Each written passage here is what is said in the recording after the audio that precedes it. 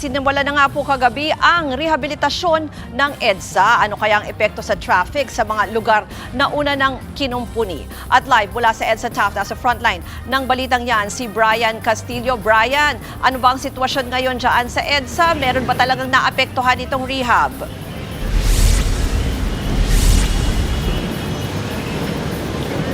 Ruth, sa mga oras na ito ay mayroon ng kaunting pagbigat ng daloy ng trapiko sa bahaging ito ng EDSA dito sa Pasay City. Sarado na kasi yung ilang linya ng kalsada dahil na rin yan sa pagsisimula ng rehabilitasyon ng EDSA kagabi. Tig-dalawang linya sa northbound at southbound lane ng EDSA Taft ang isinara para kumpunihin.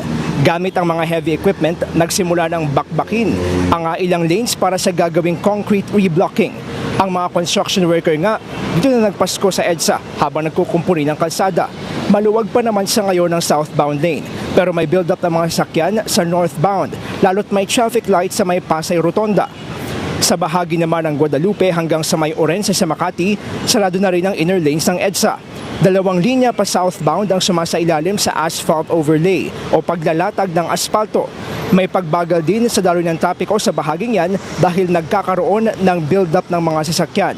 Dalawang lane lang din kasi ang nadaraanan ng mga sasakyan at humahalo pa rito ang mga pampublikong booths. Pero makalampas dyan ay tuloy-tuloy naman na ang biyahe. Phase 1 o unang bugso pa lang ito ng EDSA rehabilitation. Sabi ng DPWH, mga piling bahagi lang na kinakailangan na talagang ayusin ang isa sa ilalim sa rehabilitation.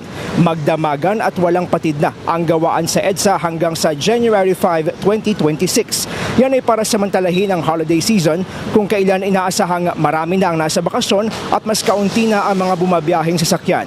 Simula naman sa January 5 hanggang May 31 ay limitado na ang oras ng rehabilitation na gagawin na lang mula gabi hanggang sa madaling araw.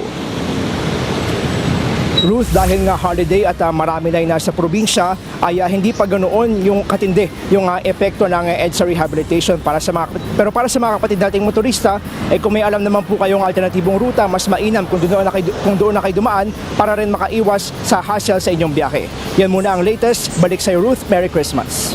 Merry Christmas, Brian. Pero linawin ko lang muna yung akala kasi natin ng marami sa atin dahil nga overnight yung magiging paggawa, pag umaga bubuksan. Katulad niyang sabi mo ngayon, dalawang lane lang yung nadadaanan. So hindi pala siya binubuksan pag umaga. Ganun ba yon? Or sa January magiging ganun na yung takbo?